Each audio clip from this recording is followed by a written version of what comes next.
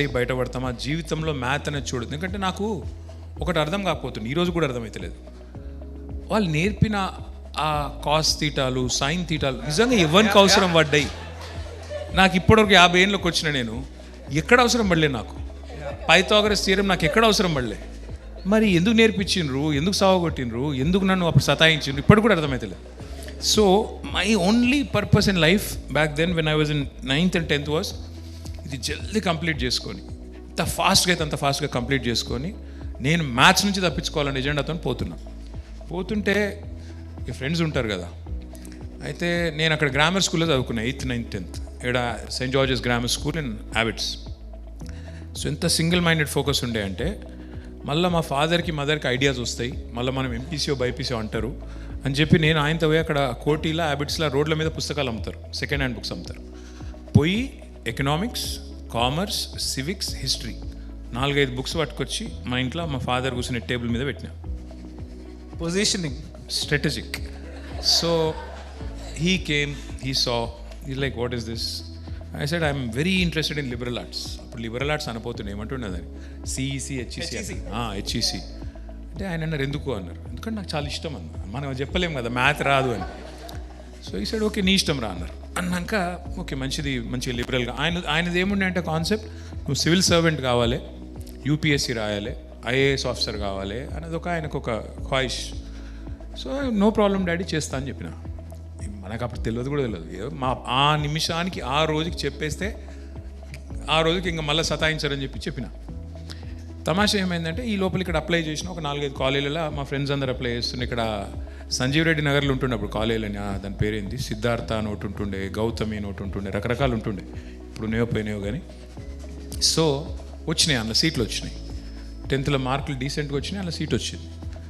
పోయి జాయిన్ అయ్యేటోనే ఈ లోపల నాకు ఒక ఫ్రెండ్ ఉన్నాడు, యూజ్లెస్ ఫెలో. వాడు కళ్యాణ్ అని, ఇప్పుడు మొత్తం పేరు చెప్తే బాగుండదు కానీ వాడి పేరు కళ్యాణ్.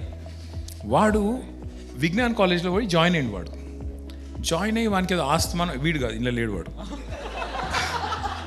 ఆస్తమానో కీస్తమానో ఏదో ఉండే వానికి. సో వాడు వచ్చిండు. నేను అప్పటికి ఇక్కడ ఇంకా జాయిన్ అయ్యి నేను కూడా ఫీజు కట్టినా, ఇంకా కాలేజ్ పోలే. వాడు వచ్చినాక వాడు ఏదో బిల్డప్ ఇచ్చిండు నాకు. అరే ఇక్కడ ఏముంటావు రా, అంత మంచిగా ఉంది, హాస్టల్ ఉంది, అంత ఫన్ ఉంది, అట్లా ఇట్లా అన్నాడు.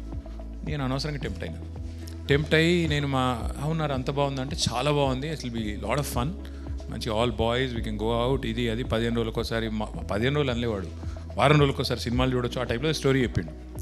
సరే బాగానే ఉంది ఇదేదో అని చెప్పి నేనేం చేసిన పిచ్చోని లెక్క మా ఫాదర్ దగ్గర పోయి, ఎందుకంటే అప్పటికి ఆ ఎంట్రన్స్ టెస్ట్ ఏదో ఉండేదానికి, అది అయిపోతే నేను మా ఫాదర్ దగ్గర పోయి, డాడీ నేను గుంటూరులో అక్కడ చదువుకుంటా, మా ఫ్రెండ్స్ ఉన్నారు, నేను ఆడుకోతా అంటే, అరే ఇక్కడెక్కడ జాయిన్ అయినావు కదరా అన్నారు. అంటే లే ఆడబోతా అన్న. సరే అని పాప ఆయన ఏం చేసినారు, ఆయనకి ఎవరు ఫ్రెండ్స్ ఉంటే వాళ్ళని వీళ్ళని పట్టుకొని he got me the seat and then he came to drop me all the way to Guntur. He drove me like 300 kilometers. పోయినాం, ఇది హైలైట్. పోయినాక ఆఫీస్లో మా ఫాదర్ కూర్చున్నారు, ఆ ఎండి వాళ్ళు ఎవరు ఉంటారు కదా వాళ్ళతో మాట్లాడుతున్నారు. నన్ను పోయి అడ్మిషన్ ప్రాసెస్ కంప్లీట్ చేసుకోపో అన్నారు. నేను ఇంకెవరు అంకుల్ ఉండే, ఇద్దరం అడ్మిషన్, ఆ లేడీ ఉండే అడ్మిషన్ లాస్ట్ టైం, ఆమె దగ్గర పోయి నేను నా పేరు అంటే చెప్పినాక ఏ గ్రూప్ అన్నది, హెచ్ఈసి అని ఇట్లా చూసింది ఆమె. అది ఇక్కడ లేదు అన్నది. ఒరి అమ్మ ఇది ఎక్కడిది, ఇక్కడికి వచ్చినా మనం అని చెప్పి, హెచ్ఈసి లేదా, లేదు. సిఈసి ఉందా, లేదు. ఏముంది మరి, MPC BiPC. I said holy shit. ఇప్పుడు నేను ఆ రూమ్లోకి పోయి ఇక్కడ హెచ్ఈసి లేదు, సిఈసి లేదంటే ఏం జరుగుతుంది? 300 కిలోమీటర్లు డ్రైవ్ చేసిపోయిన తర్వాత బెల్ట్ ట్రీట్మెంట్ ఉంటుంది. ఇదేదో బాగాలేదు, మనం ఎట్లా కవర్ చేయాలని చెప్పి చాలా సీరియస్గా అక్కడదక్కడే పని చేయండి. ఇంకా ఎంపీసీ మ్యాథ్ అనే వర్డ్ అంటేనే భయం. సో నేను మర్చిపోయినా ఫిజిక్స్లో కూడా మ్యాథ్స్ ఉంటుందని. ఐ సెడ్ ఓకే, ఇక మిగిలిన చాయిస్ అదొకటే కనబడుతుంది, థియరీ ఆఫ్ ఎక్స్క్లూజన్. దీన్ని ఎక్స్క్లూడ్ చేస్తే అదొకటే మిగిలిందాడ. So BiPC. సో నువ్వు మైక్రోబయాలజీ అన్నో చూడు, నేనేదో ప్లాన్ చేసి తీసుకోలే, అట్లా అయిపోయినాక ఇంటర్లో ఇక ఆడపోయినాక ఏముంటుంది, విజ్ఞాన్ కాలేజ్ అంటే ఏంటంటే, విజ్ఞానంలో ఎవరైనా ఉన్నారా ఇలా పొరపాటున? అచ్చా ఉన్నారు, ఒక్క అమ్మాయి ఉంది. హలో అమ్మా, నేను మీ సూపర్ సీనియర్ని. Thank you. సో కూర్చో తల్లి. విజ్ఞానంలో ఏముంటుందంటే ఆల్ రెసిడెన్షియల్ కాలేజీలలో ఫుల్ బట్టి కొట్టిస్తారు, పొద్దున 4కి లేపుతారు. ఇక అప్పటికి నాకు ఇక్కడ హైదరాబాద్లో దెబ్బలు తిన్న అలవాటు లేదు టీచర్లతో. ఆడ పోయినాక ఏమైందంటే అప్పటి నేను పోడు లేట్ పోయినా, రైట్? పోయినాక ఇట్లా అన్నీ రాపిస్తున్నారు. ఏంది సెకండ్ లాంగ్వేజ్ ఏంది అన్నారు. తెలుగు అన్న. తెలుగులో మార్కులు రావు, సాంస్క్రిట్ తీసుకో అన్న. సరే ఓకే మీరు చెప్తున్నారు కదా రాసుకోండి, దానిలో ఉంది. రాసేసాను. అప్పటికే కాలేజ్ స్టార్ట్ అయ్యి 15 days అయింది.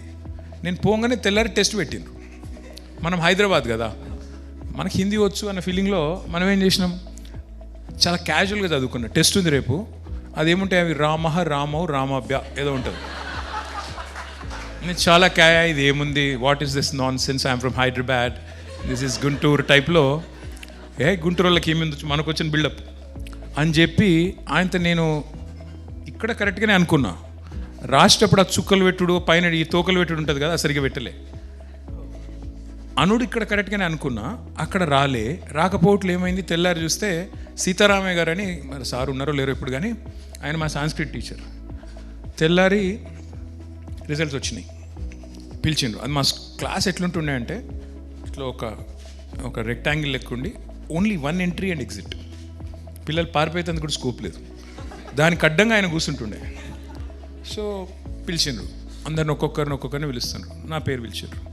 పిలువగానే నేను పోయిన క్యాజువల్గా, అప్పుడు హైదరాబాద్ కొత్తగా స్టైల్గా మనం పోతిమి. దగ్గర పోగానే ఎగ్జామ్ ఎట్లా రాసినవరా అన్నాడు. బాగా రాసిన సార్ అన్నాడు. సూపర్ కాన్ఫిడెన్స్, అంటే ఇక మామూలు కాన్ఫిడెన్స్ కాదు. అనగానే ఇట్లా పేపర్ ఇచ్చిండు చేతికి. చూస్తే 4 out of 25. ఇదేంటి, ఇది మన పేపర్ కాదేమో అని ఇట్లా సరిగ్గా చూస్తే అక్కడ ఒత్తులు చుక్కలు అన్నిటికీ అట్లా రెడ్ ఇంకుతో టక్ కొట్టేసింది. ఎట్లా రాసావు అన్నారు. బాగానే రాశాను సార్, ఏదో మీరే తప్పు చేశాను లెవెల్ అయిపోయినాను. చెప్తే నేను అటు తిరిగి ఇటు చూసే లోపల పడేమని పీకింది ఇక్కడ. పీకితే నాకు అసలు అర్థం కానీ ఈయన కొడతారా ఇక్కడ, ఫస్ట్ ఆఫ్ ఆల్ తెలియదు.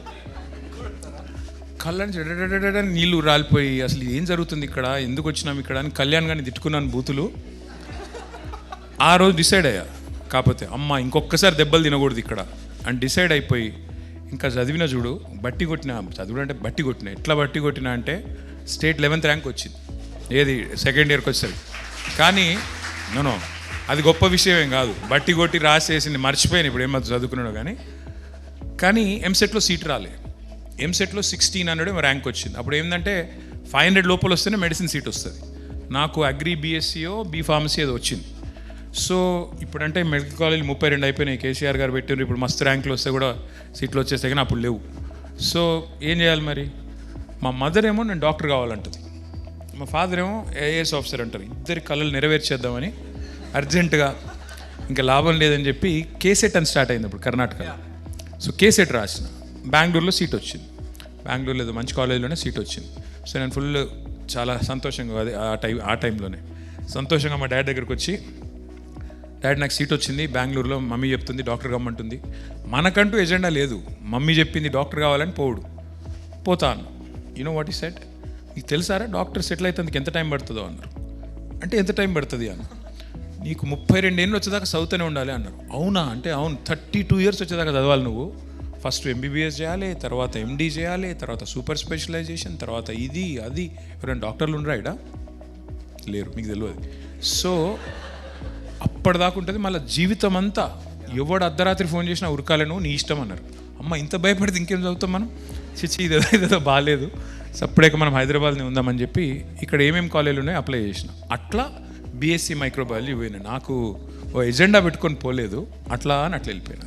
But imagine this is probably the journey of many of the folks. ఒకటి అనుకుంటాం, ఈ కొట్టడం అయితే కామన్ అన్న. ఇట్లాంటి స్టోరీ ఎంతమందికి ఉంది ఒకసారి చేయలేబట్టండి. అందరికి ఉంటుంది. తక్కువనే ఉన్నారు, చాలా మంది ఫోకస్డ్ పిల్లలు ఉన్నారు. సగం సిగ్గుపడుతున్నారేమో. బై ఇంజనీర్స్ ఎంతమంది ఉన్నారు? How many of you wrote a piece of code? Please tell me, please raise your hands. Funnily we wrote the code on paper instead of laptops. అదే చెప్తున్నా. ఇప్పుడు రాను అది కూడా రాసే అవసరం లేదు, AI వచ్చేసి Claude is killing it off. That's it. But imagine what a journey where your dad wanted you to be an IAS officer, and game of life is as such where IAS officers started reporting to you. So what a journey of life that it went full circle.